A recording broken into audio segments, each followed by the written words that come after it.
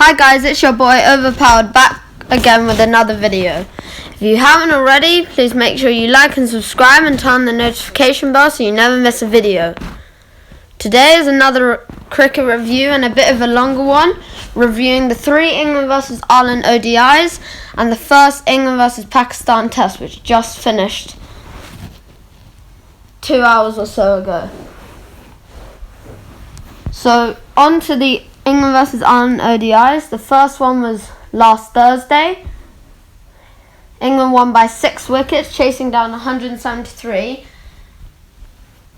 After winning the toss and electing to put Ireland in, Ireland struggled and at one stage were 30 or so for 5. But they recovered well, with Camper hitting a nice 50 and they got to 173. But after a little bit of a wobble, England in the end chased it down with ease, with Billings making a well-earned 50. Then 2 days later, and also in that ODI, David Willey got a fifer, which was very good, trying to make sure he earns his place back in the ODI side after missing out on the World Cup for Jofra Archer a year ago.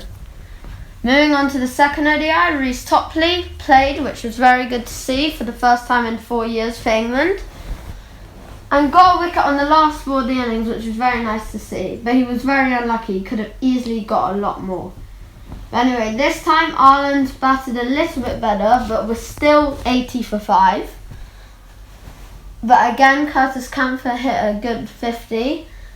And England needed 213 to win. But it wasn't to be that easy. Roy got out third ball, driving to extra cover. And then we lost a couple of wickets. Bairstow, Morgan and Ali, if as I remember correctly, all got out on the same over from Josh Little. And yeah, England were wobbling, but luckily David Willey came in and steadied the ship with Sam Billings, and we won by 4 wickets. 3 days later, on the Tuesday, we played the third ODI, and Ireland won the toss, elected to bowl first, and Eoin Morgan hit a sublime century, and England scored 328, requiring Ireland 329 to win from their 50 overs. Despite losing an early wicket, Sterling and Valverde put on an excellent partnership, and they ended up winning by 7 wickets with 1 ball to spare.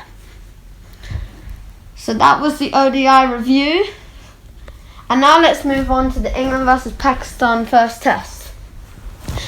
Pakistan won the toss. Under cloudy conditions, they still chose to bat. And they made 326, with Shan Masood hitting a very good 156 after struggling on his previous tour to England. Then England replied with 290 all out. England were 12 for 3 at one stage, but Pope had a good partnership with Root and then another one with Buttler, and Pope top scoring was 62, but then got out to a good delivery by the 17-year-old Naseem Shah. So Pakistan led by 107 and in the driving seat. But England bowled Pakistan out for 169. Could have been a lot less if Yasir Shah didn't get a lot of quick runs on the 4th morning of the test. But nevertheless, England needed 277 to win, with around 2 days left in the test. That might sound easy, but with a very good bowling attack and a pitch which was spinning and bouncing and swinging a little bit, Pakistan were probably still just favourites. Sibley and Burns started okay, but Burns felt LBW to a bass, clipping the top of the stumps, but then Root and Sibley put on a good partnership. But Sibley saw a big floaty half volley from Yasir Shah, drove at it but nicked it to first slip, And then after that fell the wickets of Root, Stokes and Pope, and with England in a bit of bother in 117 for 5. But Buttler and Woakes were in, and they put on a 100 partnership, and slowly but steadily steered the game from Pakistan to being favourites to England only needing 30 or so to win.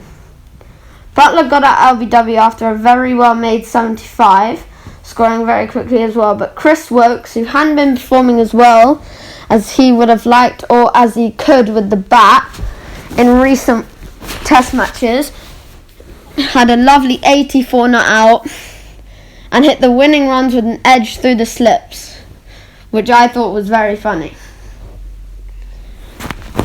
And yeah, so England ended up winning by 3 wickets, and England, for the first time in 6 test series, win the first test. And the next test match starts next Thursday at the Ageas Bowl, and if England win that test, they win the series.